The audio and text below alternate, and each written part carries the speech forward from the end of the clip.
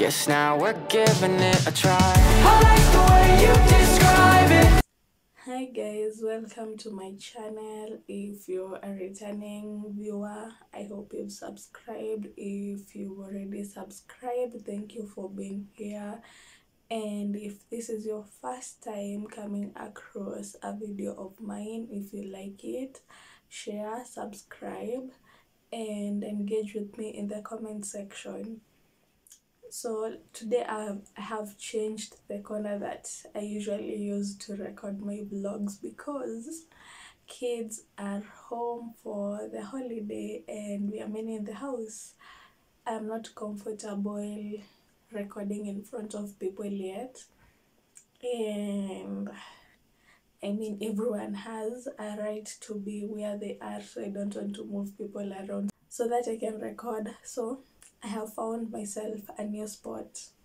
Today I want to talk about my high school experience. I was an above average student, very well disciplined. Wale were silent killers, like the teachers knew me to be a very good student. Not that I was indisciplined, but they never got to know of my indiscipline, the kidogo that I had. Most punishment that I was ever given was because of my classmates. You know, the punishments that you're given as an entire class, not you specifically. I was a really good student, or rather, that's the picture I portrayed to the teachers. So they thought I was nice. We were shaving in primary school. So when I joined Form 1, my hair was short. And I didn't think I can keep it as an afro. I insisted on blow drying it, and now it's short hair that is straightened and you can't even tie it up because you can't hold all of it together. So I just had spiky hair most of the time. And I was not confident. I had self-esteem issues. I think that was why my defense mechanism was being rude to people. Like, I was just rude and bitter and mean to people for no good reason. Alafu hapo tu Form 1, that's when I started breaking out. Like, I had self-esteem issues when my face was clear. And now imagine with breakouts. Oh god. My life in high school was not that eventful, given that I was disciplined. Like, I will hear of stories that people are being given suspensions, being expelled from school, being given heavy punishments, but that was other people. It was never me because I was a good girl. I joined Wildlife Club and I also played badminton. Actually, I played badminton in Form 4 and it's raining in case there's that background noise. I joined badminton in Form 3, but I played for the school team in Form 4. I was surprised we were actually allowed to play in the main team in Form 4. I thought they would restrict us to like just focus on studying, which was nice because I got opportunity to go outside the school, funkies, of which badminton was not that much of a big deal. So the funkies were very low key. Because other than Iso funkies or badminton, I was not going to funkies that often because I was not in the mainstream clubs like journalism, which they were always outside the school. I was also a captain, so even the workshops that we attended were just serious events with serious people. Actually, as a captain, I mostly felt imposter syndrome because my fellow captains were serious people and I didn't see myself to be that serious. But good thing with our school, as a captain, you just supervised. You couldn't actually punish people. Being a captain was such a good thing because I didn't have a duty to do in the morning, and like other people, because after breakfast we are supposed to do duties which will be cleaning the dining hall, the toilets, the pavements, wherever you've been assigned. But mine was supervision, like to wait until people have cleaned and make sure it's well cleaned. I was a biology lab captain, and the biology lab was basically just two rooms, the front veranda, the back corridor, and the drainage. So I didn't have a lot of work to do.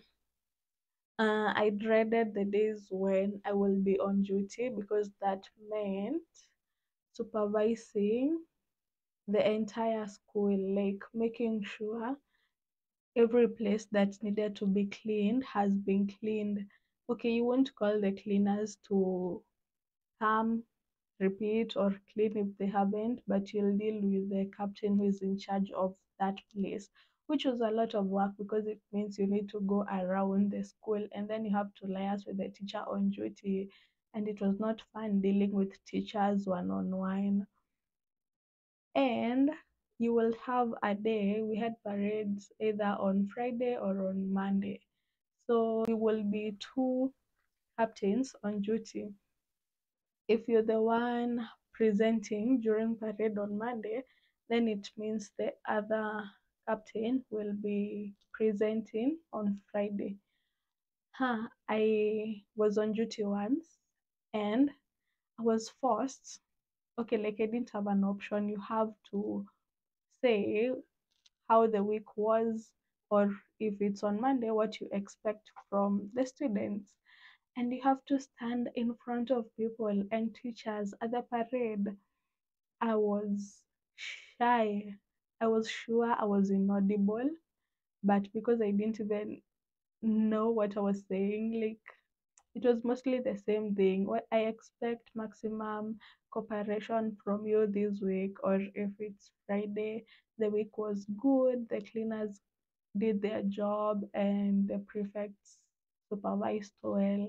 It was the same thing, but I was so shy, I was inaudible, and I just let myself be inaudible because I was like, you know what? They might as well not hear what I'm saying. I'm glad that happened just once. So in my reign as the biology lab captain, apparently it's the biology lab teacher, not biology lab, biology teacher who had volunteered or rather suggested my name to the teachers to be a captain. And during my first week, the lab was flooded because it had sinks, and some taps were leaking, and the cleaners didn't clean. And I saw that they have not cleaned, but then the labs are flooded. That means you need to drain all the water, which is still leaking, and then clean. So it's like it actually makes sense not to clean until maybe later in the day when the taps have been fixed, which was a bad decision that I made. Like I should have figured out a way for it to be cleaned because classes will happen in that lab, and how are they going to happen if the lab was flooded? And I was called by the teacher and nikasomewa. She was like, you know, I even suggested your name to the teacher so that you could be selected captain, and now you're letting me down. I can even tell them to just remove you. And as she was giving me this lecture, the chemistry teacher was there. And then it happened again a few days later. Okay, the lab had been cleaned, but the taps leaked between cleaning and when the teacher was coming to check. So it seemed as if it had not been properly cleaned. And it was during chemistry lesson. So the biology teacher sent someone to call me, and I was called from class. So when I went back, the chemistry teacher was hilarious. It was funny. He asked, "Have you been fired?" And I told him, "Not yet." Which was some sort of joke. No, these are just random stories from high school.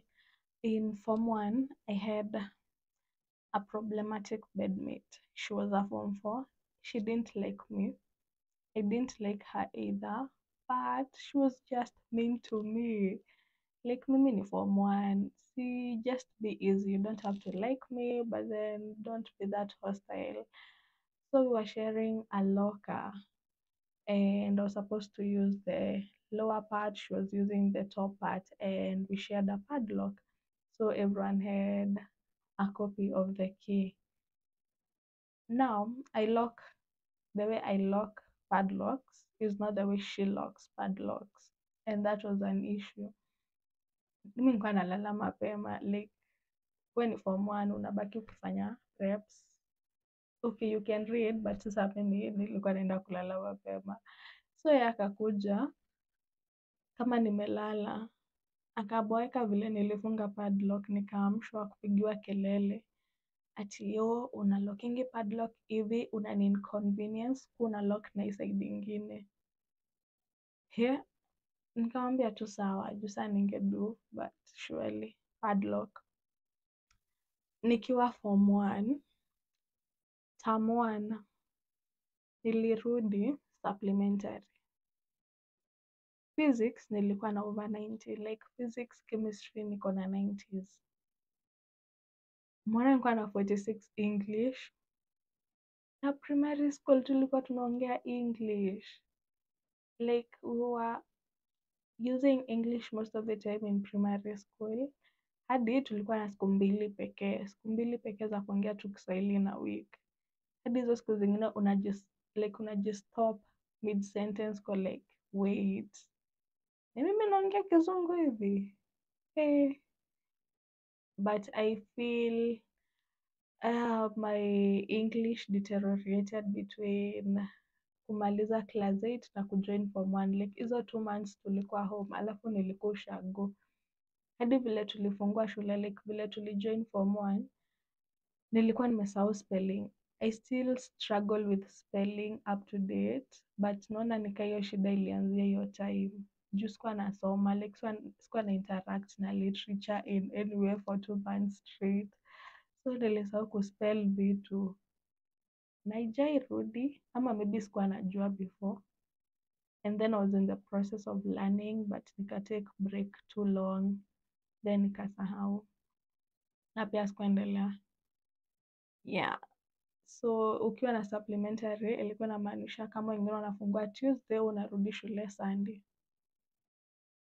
Imagine kufungua shule on a Sunday na watu wanafungua Tuesday na unafungua ndo uende ufanye exam hiyo ya supplementary.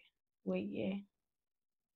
Na nilirudi supplementary mara kadhaa, like I was above average, but pia subjects zikiamua kunilemea zilikuwa zinanilemea proper. Kuna supplementary ingine nilirudi ya ilikuwa form 3 ama form 4 ya chemistry. Pia chem nilikuwa na struggle. Aki mimi English, hata ningesoma 2 more years, then ningeshika what's happening. It was a lot. Chem pia, mi sikuelewa vitu. Like naelewa tukianzia, but then the process is too long and too complicated. By the time tunamaliza mimi niliniacha katikati. But tulikuwa wengi wenye tulirudi hiyo supplementary ya chem. So uzuri, ile time tulirudi ya chem, kuna classmate alikuwa amerudi ya English, lakini yeye ni chopi wa chem. So tukienda kufanya exam ya supplementary, tulienda na yeye. Yeye akajibu maswali, alafu akatupatia tukaandika, tukakopi. Hiyo exam ya supplementary ilikuwa ngumu. Kama hiyo dem angekuwa tungerudi supplementary ya supplementary. I think ukipata supplementary ya supplementary, that meant huendi home midterm. Kulikuwa na midterm? Huendi home midterm, which is more stressful kuliko kufungua on a Sunday mkifungua Tuesday.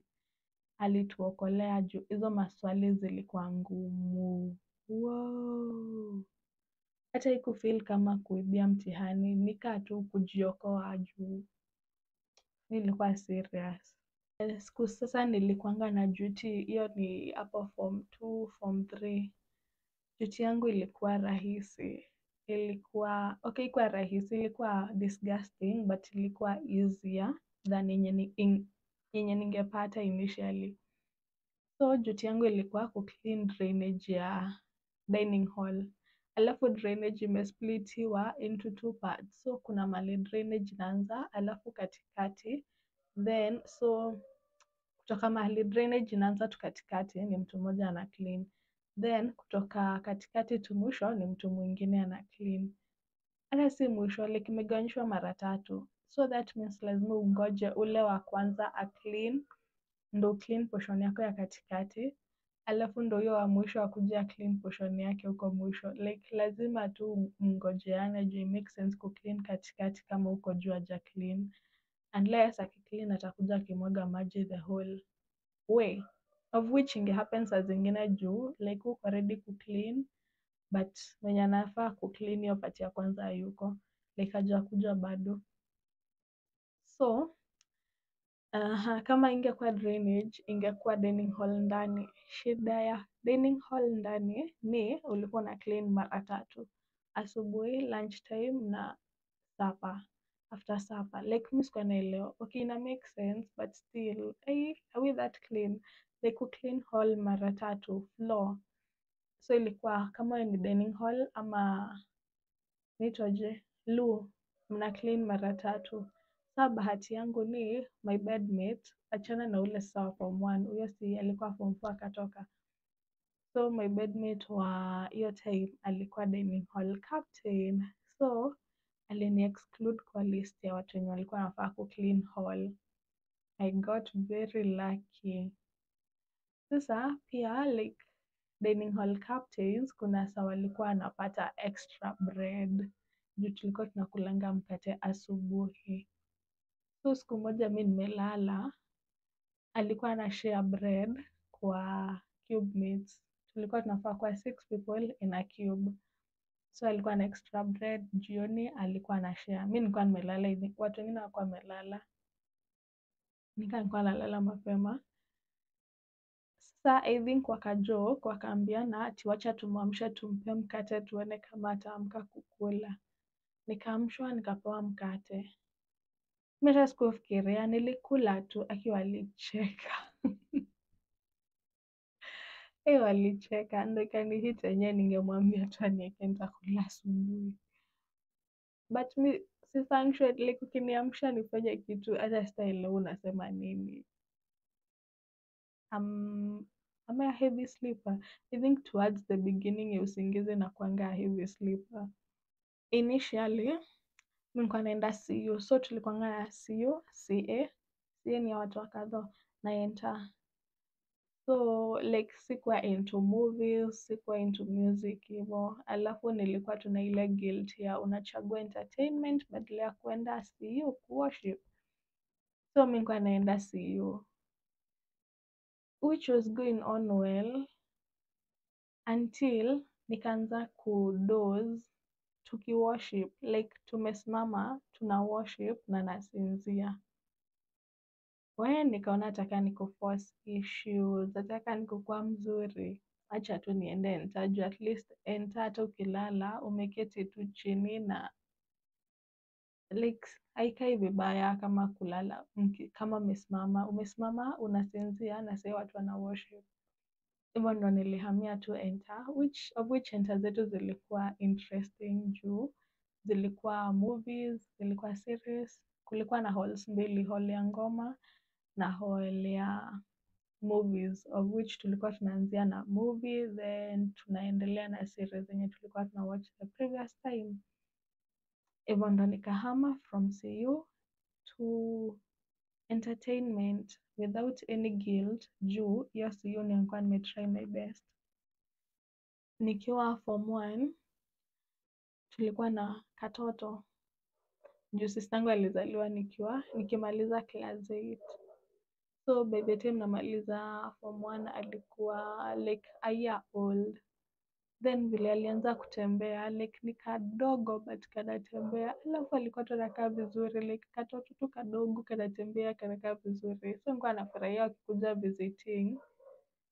Na mdingi tulikuwa na midterm. Tulikuwa na midterm. Okay, wakikuja basi academic clinic. Like nilikuwa nafurahia vile ni kadogo, alafu watu walikuwa like, oh, huyu ni sister yako, huyu ni wenu, aki kanakaa vizuri, aki ni kadogo na kanatembea. Kaa nitafuta picha yake nitaweka hapo. Well, sahi ni mrefu kuniliko. I think ukiwa a good student, maisha tu inakuwa easy bila drama, but then pia si as interesting. Because life for me ilikuwa drama free for the most part. Okay, not for the most part. Like drama for me ilikuwa drama ya watu wengine. So pia kuna time tu nilikuwa nangoja vitu zi happen. Like kuwa tunaka drama kingine ndo life ikuwa interesting. Juu on my side, like niko tu mimi nasoma, which was a good thing juu aki ningekuwa distracted nikiwa high school singesoma. I needed to be super focused. Like I didn't even date in high school. I didn't date at all. Like everything that mtu anaweza try for fun, nilitry post high school. Which no one advise watu, but then by watu I mean sistangu. But pia namwonanga in the light of kuna watu tu walikuwa warui tukiwa high school and hungewa advice wafanye vitu differently. Like kila mtu tu ako na path yake to life. Not to mean ati anakuanga the opposite of what I was. As captains tulipelekwa showground, which was nice. I think by the it's the only time that I ever went to the showground. Nitajipeleka sasa nikiwa mtu mkubwa. Alafu nini ingine? Oh, class yetu ilikuwa interesting. Like life was entertaining in school juu ya kukua class yenye nilikuanga. Ilikuwa the problematic class juu ya indiscipline na kukosana na walimu, but pia ilikuwa fun to be in that class. Life haikuanga boring. Yani kulikuwa tuna nice things to look forward to. Tulikuanga number 4 out of 4. Tulikuwa 4 streams. Hadi like walimu tu walikuwa karibu kugive up na sisi, wazazi, hadi walikuwa na parents teacher something like wazazi tu wakakuja shule kudiscuss performance yetu, alafu wakatuambia hata tukikuwa tu number 3 out of 4 watatupeleka trip. Tulikazana, tuliwork hard, tulikuwa serious. Tukakuwa number 3, tukapelekwa trip, tukafurahia, tukabewa soda, hadi keki. Ilikuwa party. It was a celebration, sherehe kubwa sana. After that, tukarudi tu kukuwa comfortable to our number 4. Hata sijui ni aje tulikuanga hiyo last. I think tulikuwa tuna disparity ya like wale watu wana perform na wale watu wana fail, so mean inakuwa tu kidogo average, so average inakuwa tu kidogo. Now that nilikuwa nimeenda shule kusoma na nilikuwa a very focused student concerning subjects, my favorites zilikuwanga bio. Ndo maana hata teacher wetu alinisuggest nikuwe captain juu nilikuwa na perform. But na feel hata kama nilikuwa na perform, every time like tunapewa marks za subject nilikuwanga na stress. Like najua hiyo exam nilifanya poa, but then niko like what if this ones nimefail? Na like huwa si fail, but what if this ones nimefail na kila mtu ana expect tu nimepass. But nilikuwa comfortable na bio. Kiswahili pia like ilikuwa nalemewa watu, but sasa what English was for me ndio Kiswahili ilikuwa for most people, but sasa Kiswahili for me ilikuwa easy. English ndo nayo sikuwa nashika, like nilikuwa na perform averagely, but sikuwa naelewa foundation vizuri. Kiswahili nilikuwa sawa. I think juu teacher yetu alikuwa mzuri, like alitufunza basics. Unaona vile mnaweza buildiwa up, ni kama huu like maths, kama huku unaelewa maths form 1 na form 2 kabla why catch up na what is happening in the 4 years, like itakuwa a lot of catching up. So like Kiswahili teacher na pia teacher wa bio like walitu build up, na pia process ilikuwa na make sense. Sika kem pia kem walijaribu, ni vile tu sikuwa nashika. Theory ilikuwa boring. Wow, we. Theory ilikuwa boring yake. Hadi hiyo ndo nilifail kabisa. Kwanza tulikuanga na double theory lesson yenye haihappen class yetu, tunaenda kucombine na watu wengine. Alafu tu kuna a thing ya kucombine classes na watu hamjazoeana, ina feelingi tu off. Alafu mnaenda class ingine na ni teacher hawafunzangi subject zingine, na pia si interesting na ni mkali. Na pia the subject itself si as interesting, na kuna pia mingi za hii theory. Like hiyo pia I feel hatukubuildiwa up from foundation, ama tu mimi sikuwa naelewa tu vitu za Bible from the beginning. Like ilikuwa tu different things here and there, sikuwa najua Bible vizuri, so the whole thing ilikuwa too difficult for me. Kulikuwa na subject gani zingine? Nilifanya 3 sciences. Hey, physics. Nilikuwa nichague either geography ama physics. Nilikuwa perform geography vizuri, but nilikuwa like tukifika stories za rocks zitanilemea, plus I feel nikaa niko committed na hii geography. Physics ni ngumu, but kuna vile na hack, so nikachagua physics. Physics na chemistry zilikuwa tu za kubahatisha. Sa physics, I think hii ilikuwa better juu unaweza elewa a few things na ukuwe clueless on other things na ibalance out. Chemistry ilikuwa tu like uelewe tu ama uelewe. So physics pia nilihack somehow, but hiyo ilikuwa ngumu. So na maths struggle kukatch up, lakini nilikatch up na mathematics kwa form 3. Juu the teachers that we had form 1 na form 2 walikuwa jokers. Like walikuwa nadhani wako serious, but tulikuwa tunaletewa walimu wa teachers practice tukiwa form 1 na form 2. Like hata wao wanajikoroga na hamuelewi vitu. So foundation ya maths ilikuwa fucked up too from the beginning, but nilikuwa determined to for some reason najiambia maths. So like hata nikifail tu hizo vitu zingine, maths tu lazima nipite. Nakazana tu catch up. Actually ilikuwa 2 weeks, tuseme a month to kufanya KCSE.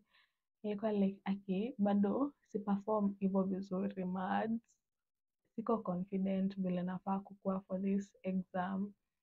So nilikuwa naamka every day before nifanye kitu ingine nafanya maths.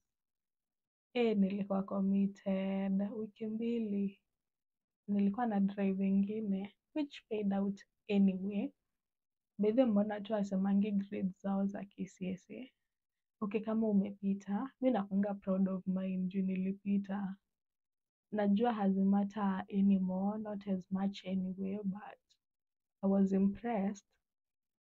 Kwanza vile tu results zilitoka, before niangalie kulikuwa na mimea, ukipata tu uko na B+ kwenda juu chemistry, basi unaweza angalia the rest of the results. So nilianzia na chem, nikapata nilikuwa na I think B+. Nilikuwa like, okay, basi siwezi kuwa nimefail. Napata hadi English nilikuwa na struggle nayo, nilikuwa na A. Maths yenye niliput so much work nilipata A. Kiswahili yenye nilikuwa na enjoy kufanya nilipata A. So nilikuwa na A3 za the main subject. Then bio nilikuwa na imi nasema B+, of which nilifeel nikaa nimefail juu nilikuwa expect kupata a higher grade. Physics nilikuwa na A-, which ilinishtua. But nilikuwa nimepata hack fulani. Hiyo nini KCSE mid familia nilikram. Okay, like siku cram, unaangalia tu flow ya swali na una master answers juu. Si ilikuwa ina cover all the questions juu. Obviously, KCSE zote zimetest questions, the main questions zenye zikuja na zikuwa repeated anyway, maybe in a different format but the same idea, same concept. So nikashika concept tu vizuri. That was my hack for hizo, at least beo nilikuwa nashika processes. Plus tulikuwa tunaimba hadi poems na wimbo, mnatengeneza mnemonics za wimbo, mnaimba class, which ilikuwa a good way ya kukumbuka hizo process refu refu. So hii hack ya KMF, KCSE mid familia, ili work for chemistry na physics. Nini ingine? Business. Our business teacher was interesting. Alikuwa anafunza poa, alikuwa na simplify subject, but haikuwa rahisi hivyo. Kwanza kubalance accounts, but alikuwa ametuambia, alikuwa ana mark exams. I think hiyo kitu ilitusaidia sana, like the fact that our teachers walikuwa na mark exam, walikuwa wanatuambia like things that watu wana mark wana look for. So like andika main points, explain, answer well. Walikuwa wanatupea tu hizo hacks zote. So hata like tuli work smart juu tulikuwa na all the tips, which was really nice. So like hizo accounts ataka zibalance, tulikuwa tushaambiwa si lazima zibalance, we like fanya to the main part ndio upate collect points hapa na pale. And hizo ndo zilikuwa tips, hizo ndo zilikuwa hacks, plus walikuwa wametufunza vizuri, walikuwa wamesimplify concepts, tulikuwa tumeelewa. Okay, for me, nilikuwa nimeelewa vitu up to mahali nadhani nilikuwa nimeelewa. Nilikuwa ready for exam, but nikifanya nilikuwa na out of body experience.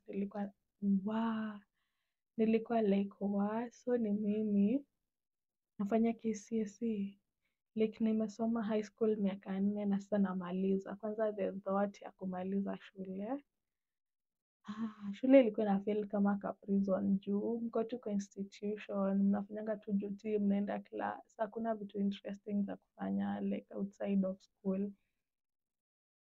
So nilikuwa na look forward to kumaliza shule and not to have books on my mind, like umechill tu but unajua unafaa kuwa ukisoma. I couldn't wait. It was so nice kumaliza. I'm glad nilienda shule yenye nilienda. Sikuwahi kuwa ule mtu wa next term na transfer juu na transfer niende wapi. Plus sikuwa na complaints about the school. Nilikuwa tunachukia the system, like kukua closed up, like after kufungua shule until mfunge ama until midterm na kuhave kusoma. My experience ilikuwa poa, like sikuwa na any traumatic happenings. Tulikuwa tunaosha tarmac. Okay, ilikuwa traumatic but ilikuwa too much. Like mbona tulikuwa tunapewa punishment ya kuosha, kulikuwa na tarmac road inside the school. So teacher Wanjuti akijisikia kuwapea punishment, a specific teacher Wanjuti angewaambia muoshe tarmac road. Alafu like ni tarmac road, hata mkiosha ikishakauka inaparara, like ikiwa wet inakaa ni safi, ikikauka inaparara. So by the time inakuja kuinspektiwa ilishaparara. So ukijua teacher anakuja kuinspect unamwaga maji ndio sasa ikae ni kama ni safi. But high school ilikuwa easy, ni vile tu kwa ndani ya shule and unafaa kusoma. That's my high school experience. Nilipata overall ya A-, of which it was really good. Ushaishine kwa kijiji, like I think nilikuwa na the highest grade kwa kijiji. Unaona vile watu wanangojeanga tu results zitoke wajue na huyu alipata na huyu alipata na huyu alipata. Nilifeel poa. It felt nice. Ilikuwa a win. A win is a win nataka ni ya high school. Okay, saa hii life inatunyorosha tu sisi wote, but there's that. Thank you for watching this one. See you on the next one.